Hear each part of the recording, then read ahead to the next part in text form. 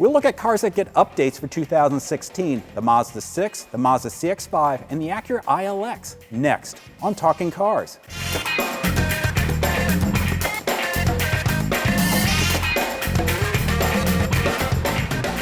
Hi there, welcome to Talking Cars with Consumer Reports. I'm Tom Muchler. I'm Jake Fisher. And I'm George Kennedy.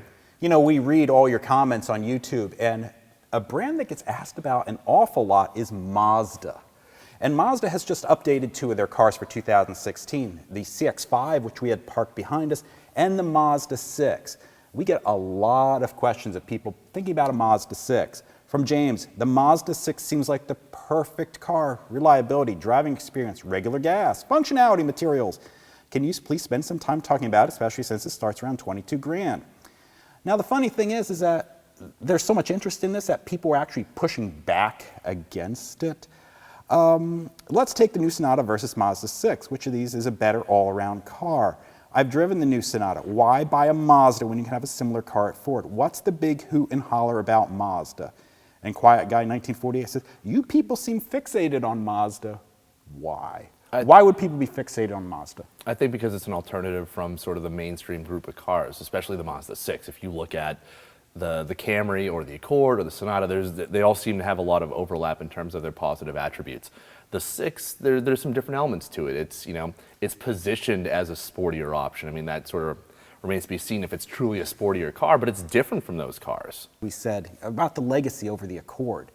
Some commenter said, you know, we're basically a bunch of middle management guys, making comments about cars, and someone's looking decidedly middle management. I'm just trying to improve myself, all right? But you're right, Mazda's trying to be a sportier alternative. They are. They're fun. You talk about all these cars, and sure, they make a lot of sense. And a lot of cars, they're reliable, and they're roomy, and they're ride nice, and all that. But there's something missing. They're boring. They really are. I mean, sure, the Accord's a little bit better, I mean, the Camry is kind of, makes you want to fall asleep a little bit. But the Mazda has some excitement there. It has some fun, and that's actually throughout their entire product range. I mean, it doesn't matter if it's a CX-5 or the Mazda 3. These are cars that handle nicely, that give that feedback. If you're not interested in that, sure, it makes no sense. Mm-hmm. If you don't really care of the steering response and the yaw and how quickly it changes direction, it doesn't make sense. Look elsewhere. But there are some people out there that actually still enjoy driving, and maybe we're a minority, but it's great that there is an option for them. Now, you enjoy driving. Would you buy a Mazda 6? As if you were in this market for a midsize sedan, would you buy a Mazda 6? For me, I think I really would consider a Mazda 6, yeah. I mean, honestly, I'd probably get a Mazda 3 with a stick. I mean, that's probably where I would get, probably the hatch. Mm-hmm. But again, we're not... If you needed the room. If you needed the room, I mean, it's an option that's fun to drive, and it's so conspicuously missing these days. Mm-hmm. What do you think? If you needed the space of a family sedan and you actually cared about driving and you couldn't afford a 5 Series, we're not saying that it's a 5 Series level, but it still gives that enjoyment of driving that, that doesn't show up in cars like the Accord or Camry. Mm-hmm. No, I drove the 6 that we borrowed. It's a very good looking car. It's a very attractive car. The seats are sculpted sports buckets, basically. The steering is spot on. It's really responsive. You do give up something, though, with the Mazda, and several people have mentioned that. Wells306 asked, would you say the road noise has improved as Mazda claimed? And Ollie, who actually sent me a letter by snail mail, which it really warms my heart a bit. That's old school. I plan to drive the updated 2016 Mazda 6 that will be in the dealership soon, and I'm really hoping to hear much less road noise. That was part of this update. Did they address it all the way? The road noise a little bit. The actual wind noise, absolutely not. It's still there. Mm-hmm. It's still very present. But the argument is, if you're a younger driver who's might have the stereo on or whatnot, it's less audible. But if you're used to driving with the radio up, then yeah, you're going to notice it. What do you think? I can't remember the last time I drove alone in a car without the radio blasting. Exactly. I mean, I'm sorry, it's true. You're absolutely right. I mean, the noise is higher. Mm-hmm. And you look at some of these other cars, they are quieter. But if you are interested in driving enjoyment and you are listening to the radio, it may not be such a big issue for you. And the other thing is, the other point about these cars is it's not just about driving fun. Okay? These are cars that are very reliable. Mm-hmm.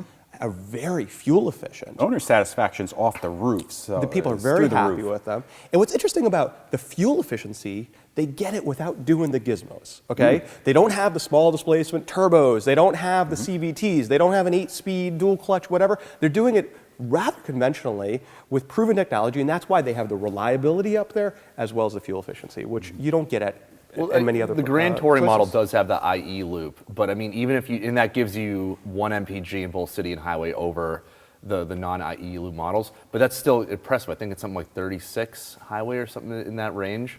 No, highways in the 40s. In the 40s, on yeah. our test car. Yeah. Yeah. The one thing you lose though with the Mazda 6 compared to the other family sedans is a conventional touchscreen. You get that, sort of MMI level controller. That was knob. one of the updates for 2016. Right, and they were pushing that heavily. And you know what? Aesthetically, the new interior looks great with it. It looks like a BMW Audi quality interior. Problem is that it's not that good. I think it's pretty sharp looking. It's actually simpler, and so, but the problem is that control system. If you don't like that sort of setup, it's gonna be a pain in the butt. It's gonna become a headache. It's missing a few things. If you want to easily tune the rate, if you're not using presets, and even to get the favorites there, it's doing everything is a couple of steps. Yes. You have to get to the menu to do the thing you want to do. BMW somehow, for all the gripes we have about iDrive, it's generally a little bit easier to get to the thing you want. Even though the Mazda screen is very simple, it's very clear. The perplexing thing is, why do they need to make this move to put this system in? It's not competing with Audi. It's not competing with BMW. It's the only vehicle in this class that has this controller system. Why was that necessary? I have an answer for you, George. Okay. Here it is. Here's my guess. Mazda cells, they are not cheap.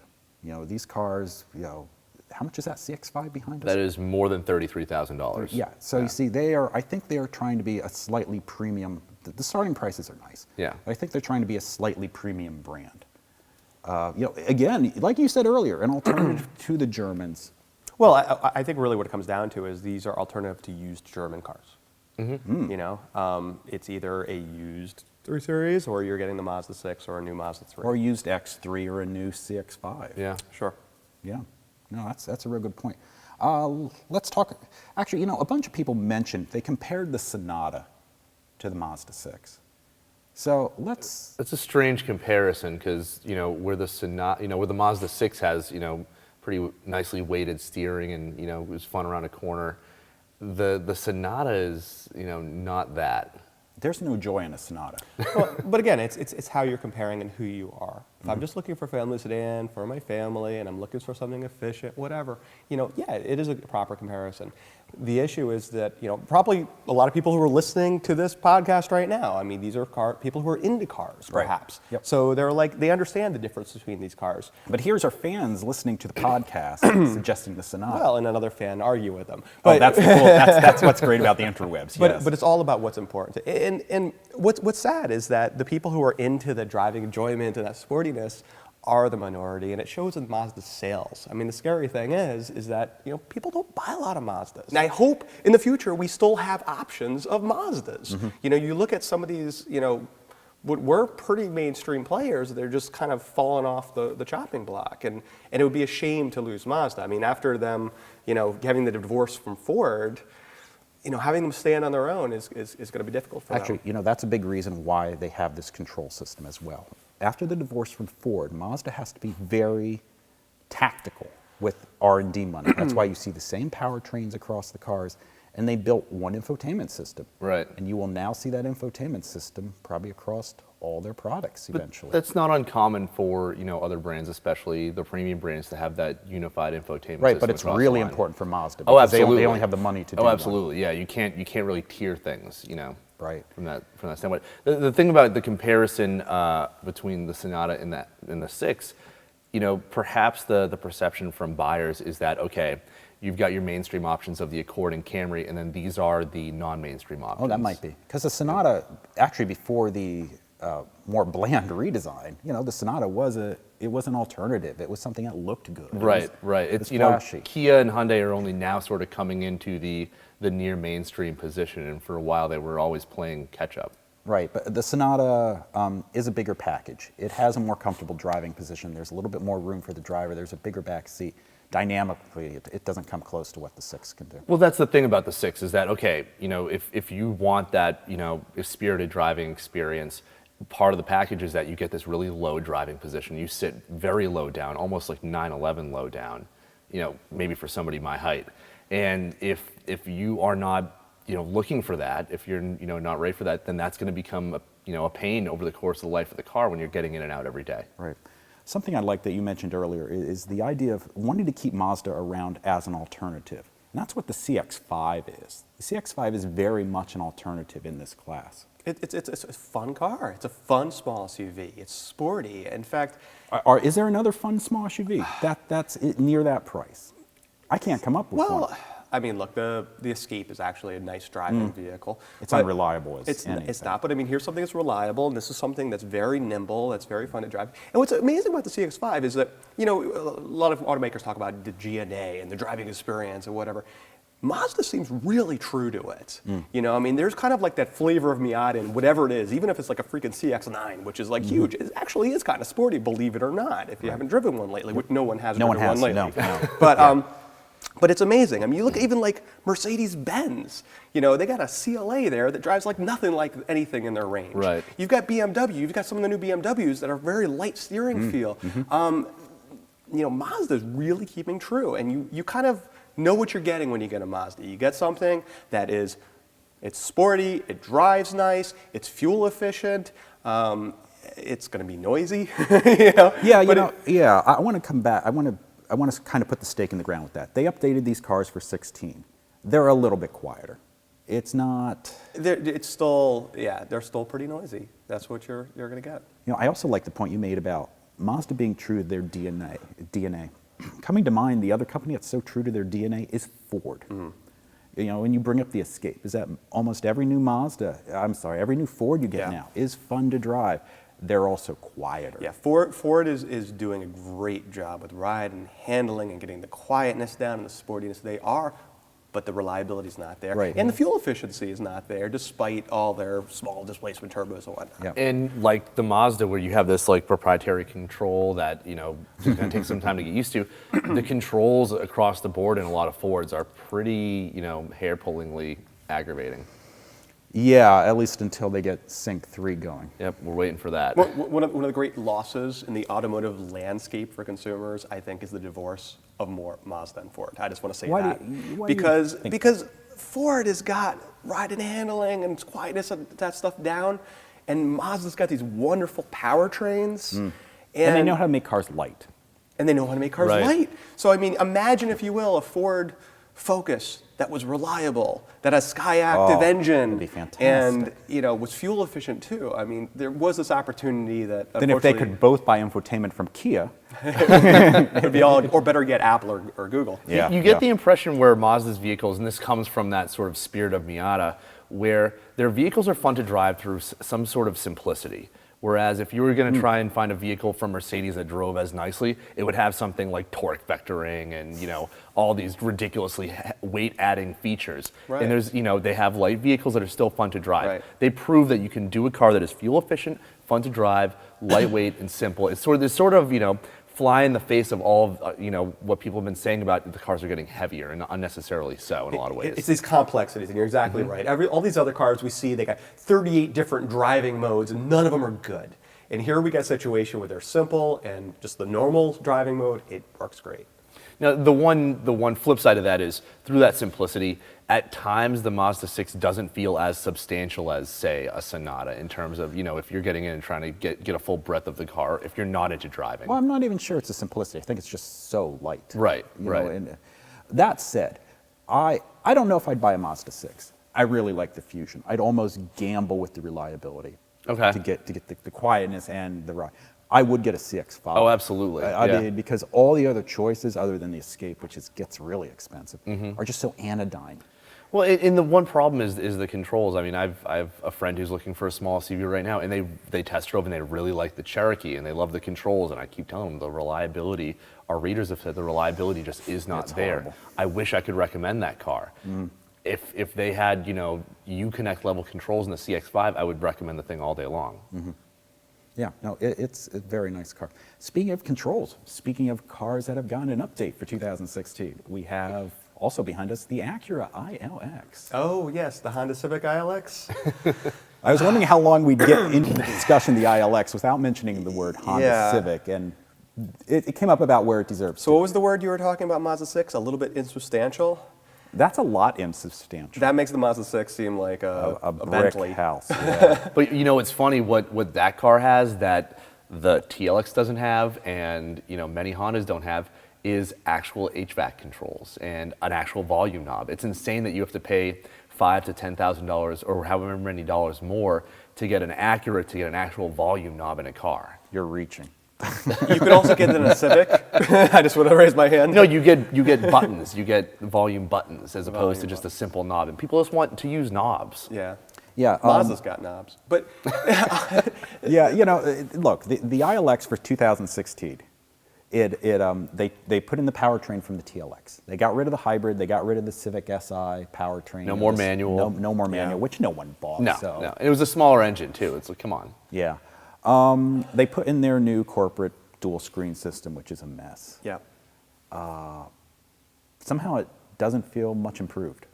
it looks okay, I guess. It looks like an, I should say, it looks like an Acura, but it just doesn't drive like anything And they've special. It doesn't even drive like anything decent. You know, I mean, again, you drive that and drive a Focus. Oh, yeah. I mean, a sure. Focus feels way more a luxury car than that does. Yeah. It feels light and substantial. I mean, just light's not bad, but it's jittery. It's loud. It's loud. Yep. The steering is not responsive. It's not luxurious. There's nothing about it that drives anything luxury or even a decent small car. And for all of that, you get to spend over $30,000. Right. And they're trying to position it as this like compact sport luxury car. The steering is way too light to be a car of that caliber, and it's crazy too because it feels insubstantial. There's nothing to it that would set it apart in any vehicle category. The word that came up before when we were talking about the TLX before was inoffensive. There's nothing terrible about the car. Oh, no. This is I'm offended by that. Yeah, 30,000 is a lot for that. And like you said, you're talking about basically just a really nice Civic. I happened to drive that the day before I drove a Golf. It was just like, There's no comparison. oh my God. Right. Just no comparison at all. No, and I'm glad you mentioned the Golf because we had this question from someone else named Gabe. The one question I have, why? Am I not on the podcast this week? Could be any Gabe. Wow. Why are the VW Golf vehicles chosen by all of you as personal favorites when their reliability is always subject? All I seem to hear about is how they fall apart after their warranties expire. Owners also complain about poor dealer service and expensive maintenance and repair costs. It's because the car is terrific to drive. And, I mean, I've owned Volkswagens that have been repair nightmares, and yeah, that was kind of bad. But it's a nice car. I mean, look, our recommendations are recommendations for average people looking for cars. It doesn't mean you have to buy the cars we recommend. Right. If you have a special, if I got to go freaking drive on the Rubicon, I'm not going to buy a Forester. You know, I mean, there's different reasons people buy cars, and a lot of people like older cars and classic cars and cars that are less than stellar reliability because something else is important to them. It's such a great car to drive, the Golf. I mean, the steering is perfectly weighted. You know, we have a Golf and a GTI in the fleet, and you know, if the GTI is taken, I'd be just as happy to take the Golf. In terms of a daily driver commuter car, that's one of the most perfect cars out there. It's got just enough room, you know, front seat and back. It's got enough cargo space. The controls are easy to use. Quiet. The ride is terrific. The ride is quiet. It Yeah. feels like it feels like a substantial vehicle. I think the maintenance costs come out of the fact that it's a German car, and it's, you know, the other brands that we see are, you know, luxury makes, and so you do get that, you know, that cost probably comes into that sort of thing. But I like what you said. I like the idea that, look, you know, we love the Golf. If you love the Mazda 3, which we also enjoy very much, and you want to have something that is going to be cheaper to run, you know, and you're willing to put up with a bit more noise and a bit stiffer ride, sure, we're not going to come and yell at you. That's a great choice too. You want a Mazda 6 instead of a Legacy? Go for it. But we're going to tell you what you're going to give up. Yep. And that's what we're here for. So, thank you so much for listening to Talking Cars. We'll see you next time.